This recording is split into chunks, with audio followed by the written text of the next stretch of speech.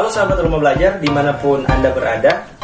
Di video kali ini saya akan berbagi pengalaman saya melakukan pembelajaran via daring selama masa pandemi COVID-19. Selamat menyaksikan. Rumah belajar, rumah belajar, rumah belajar, yo ayo. Rumah belajar, rumah belajar, belajar asyik bersama rumah belajar.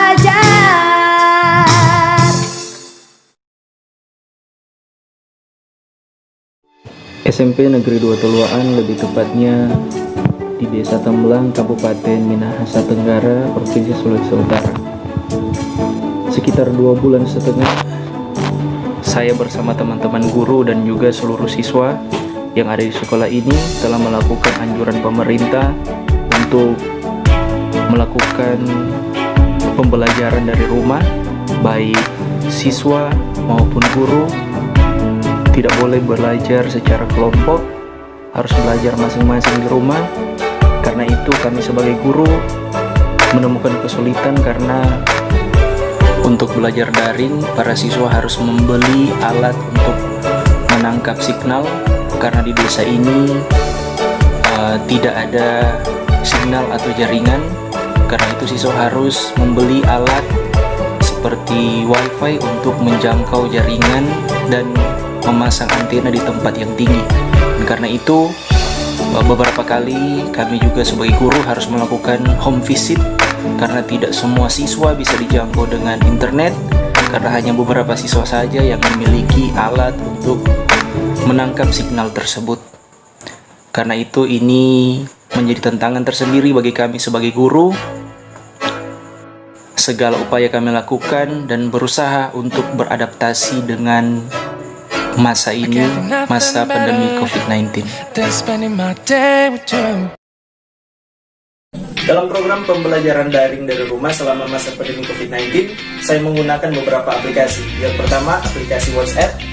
Yang kedua, aplikasi Messenger. Dan yang ketiga, tentunya aplikasi portal rumah belajar. Dan juga sebagai pemberian tugas, saya menggunakan LKPD atau Lembar Kerja Peserta Didik. Dan untuk metode pembelajaran yang saya gunakan adalah metode discovery learning. Yang pertama adalah stimulation, problem statement, data collection, data processing, verification, dan terakhir generalization. Halo sahabat rumah belajar, saya Marlon dalam bentuk virtual animasi. Dalam sinteks pembelajaran discovery learning, yang pertama adalah stimulasi atau pemberian rangsangan. Dalam pemberian stimulus, saya menggunakan aplikasi WhatsApp atau Messenger untuk menugaskan siswa dan memberikan contoh-contoh kalimat serta gambar dalam sebuah situasi dan aktivitas tertentu. Sebagai contoh, bagaimana memahami rumus present continuous tense dalam membuat sebuah kalimat sesuai struktur tata bahasa Inggris yang baik dan benar. Selanjutnya adalah identifikasi masalah. Di dalam tahap ini, siswa melihat, mengamati, setelah diberikan contoh kalimat serta gambar dalam sebuah situasi dan aktivitas tertentu. Kemudian siswa mengidentifikasi masalah pada kalimat dan contoh gambar tersebut. Selanjutnya adalah tahap pengumpulan data.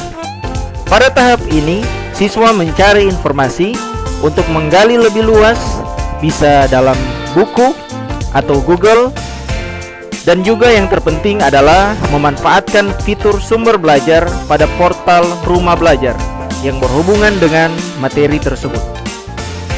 Dan nantinya dalam sumber belajar, mereka bisa memilih jenjang, mata pelajaran, dan materi yang mereka inginkan. Dan nantinya dalam portal rumah belajar, mereka bisa bereksplorasi dengan produk-produk rumah belajar lainnya, seperti kelas digital, buku elektronik, dan lain-lain. Pada tahap selanjutnya adalah tahap pengolahan data. Pada tahap ini, siswa mengolah informasi hasil pengamatannya masing-masing. Pada tahap selanjutnya adalah tahap verifikasi hasil atau pembuktian. Pada tahap ini, siswa diarahkan untuk melakukan pembuktian dari pernyataan yang telah dirumuskan berdasarkan hasil pengolahan informasi. Setelah itu dikumpulkan melalui grup Messenger atau aplikasi WhatsApp. Tibalah kita pada tahapan yang paling akhir, yaitu generalisasi atau kesimpulan. Berdasarkan hasil verifikasi siswa yang telah menarik kesimpulan bahwa betapa pentingnya penguasaan pelajaran yang sudah dipelajari berdasarkan pengalaman siswa dalam menemukan makna dari pelajaran yang didapat. Sahabat Rumah Belajar, kembali lagi dengan saya dalam bentuk virtual animasi. Berikutnya adalah testimoni dari para siswa dalam menggunakan portal Rumah Belajar. Rumah Belajar bisa membantu saya untuk belajar dari rumah tanpa bertemu langsung dengan guru. Saya, sehingga saya dapat belajar mandiri dari rumah tanpa harus bertemu dengan guru sekolah saya secara langsung. Setiap materinya ada penjelasannya. Jadi, aplikasi ini berguna untuk kita belajar di rumah tanpa bantuan guru. Mudah-mudahan pengalaman yang saya bagikan tadi dalam video ini bisa menjadi berguna buat teman-teman, terutama dalam menggunakan aplikasi portal Rumah Belajar, di mana guru dan murid tidak perlu bertemu secara langsung atau belajar secara berkelompok, tapi Rumah Belajar, aplikasi Rumah Belajar, portal Rumah Belajar bisa sangat membantu kita dalam melakukan pembelajaran via daring, terutama di masa pandemi COVID-19 ini. Sampai berjumpa di video selanjutnya.